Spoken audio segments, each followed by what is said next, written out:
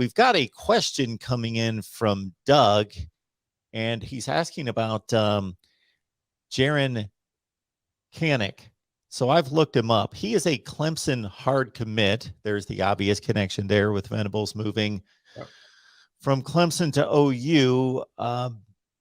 Again, he's a hard commit, but not a signee at this point. A 10th rated athlete that's actually from more of Oklahoma's portion of the country. Number 1 rated player in the state of Kansas and a top 250 player. Did we know anything about his possible flip? Yeah, so he was the guy, Mark, that I had mentioned a little bit earlier. That was the guy that potentially could be a flip. Yeah, I think there was some thoughts initially when Venables got the job. He had made some tweets, and just there's some thoughts out there that he may be looking to follow. Hadn't really heard a ton about him. Just some rumors, not any substantial. But Steve Wiltfong actually crystal balled him to Oklahoma this morning. So he hasn't made an announcement. He's one of the guys, like I said, wasn't necessarily on my radar, so I don't know if he'll be, committing over the next couple of days or something where he will,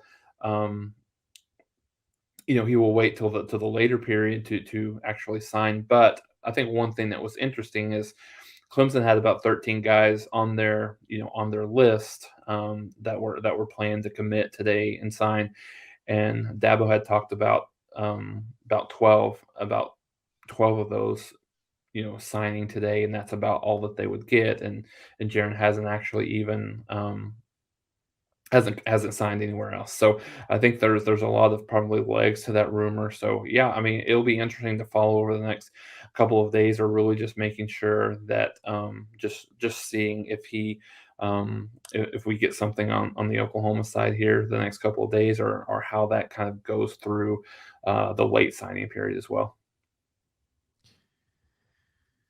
Jackson's making a comment basically saying, I feel as though if this is the worst Brent Venables is going to do, then he could really tear up the recruiting path for the next 5 years. And I think, to your point, Jason, and a lot of things that you've outlined, he's recovered extremely well. He still has a top 10 class in place, even after all the transition and everything he had to recover from. He's pulling this together rather quickly, and even going out and getting some additional guys that were not considering Oklahoma.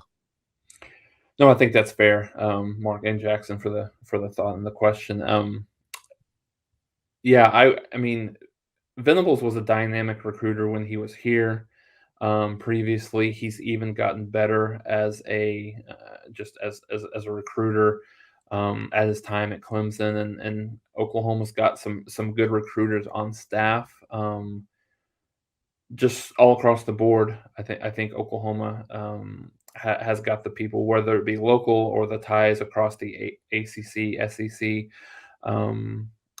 country, that will help Oklahoma get into areas that they haven't necessarily been in before. So I think, yeah, I mean, who knows what the future holds, but I would expect Oklahoma to continue to have top 10 classes, as long as the success translates on the field as most would expect that it would. Yes, Gabriel Brownlow Dindy is officially on the Texas A&M signed list, so he is a Aggie, and so that has transpired.